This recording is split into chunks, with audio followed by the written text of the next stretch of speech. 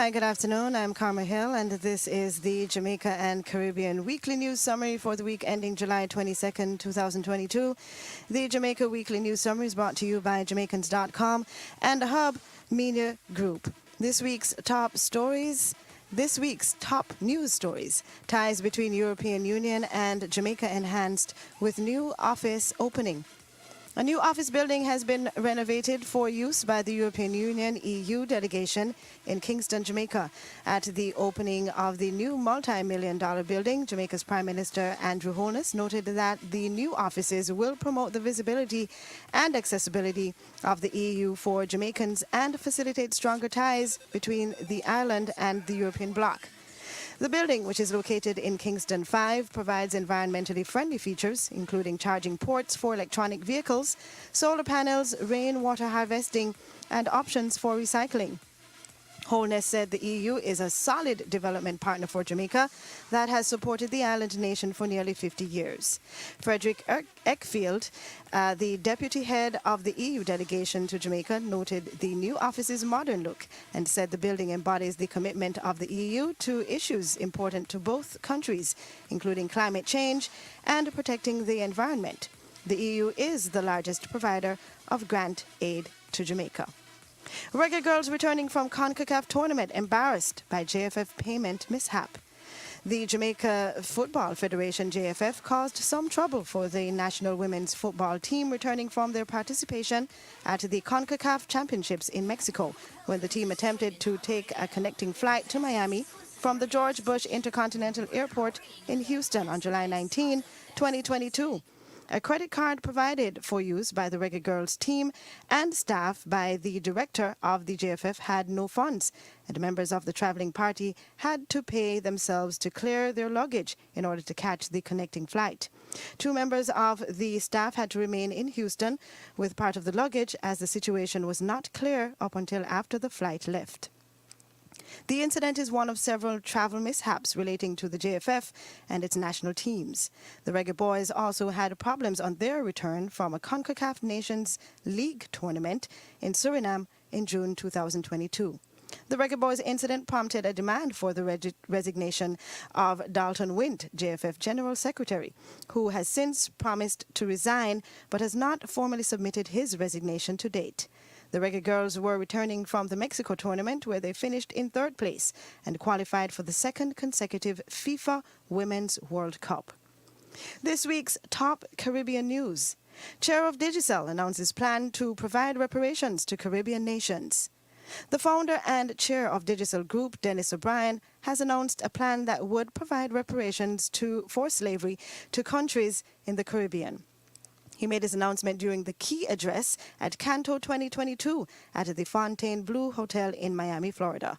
The plan, called the Repair Campaign, involves former colonizing nations in Europe creating an arrangement for investment funding for each nation impacted by the institution of slavery. The investment fund will promote major projects in education, health, and agriculture, among other sectors, over a 25-year period. In this week's top Jamaican diaspora news, Jamaican American entrepreneur in Florida compared to Starbucks. Jamaican American Alison Botcher is garnering considerable attention in the coffee business with her Blue Mountain Coffee House in West Palm Beach, Florida. The founder of the coffee house, Botcher, has created a venue favored by both local coffee lovers and tourists, especially tourists from Japan. Botcher only uses coffee beans sourced from a small coffee estate owned by her family in Jamaica, and she's committed to preserving the authentic taste of Blue Mountain coffee. Botcher is inspired to start her coffee house by her grandmother, who had one of the biggest Bammy businesses in Jamaica. She said it was truly impressive to be compared to Starbucks as a single black female entrepreneur after such a long time in business. She credits the fast rise of her operation to the Paycheck Protection Program and Restaurant Revitalization Fund, which sustained her through the COVID-19 pandemic.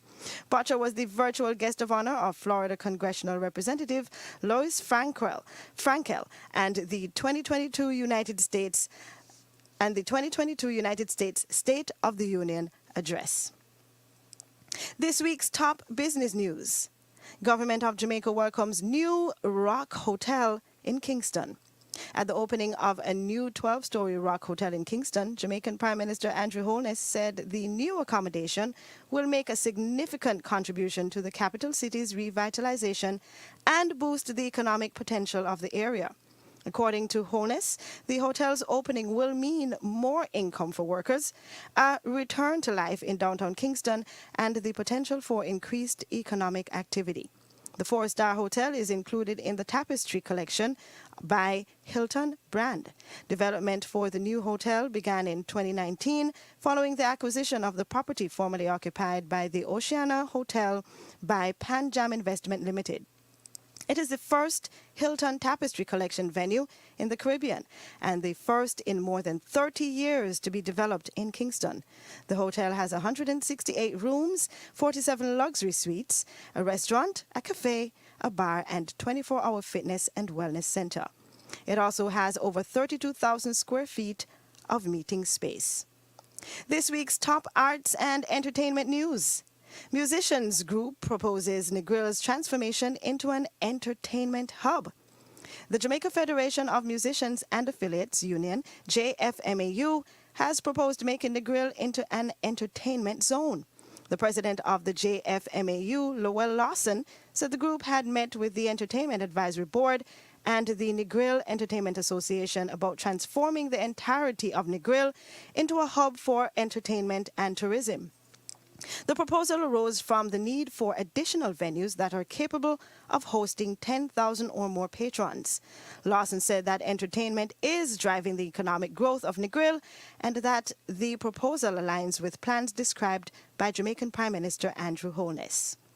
This week's top sports news.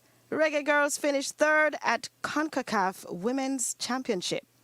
Jamaica's Reggae Girls finished in third place at the Concacaf Women's Championships, defeating Costa Rica by a score of 1-0 in Monterrey, Mexico on July 18, 2022.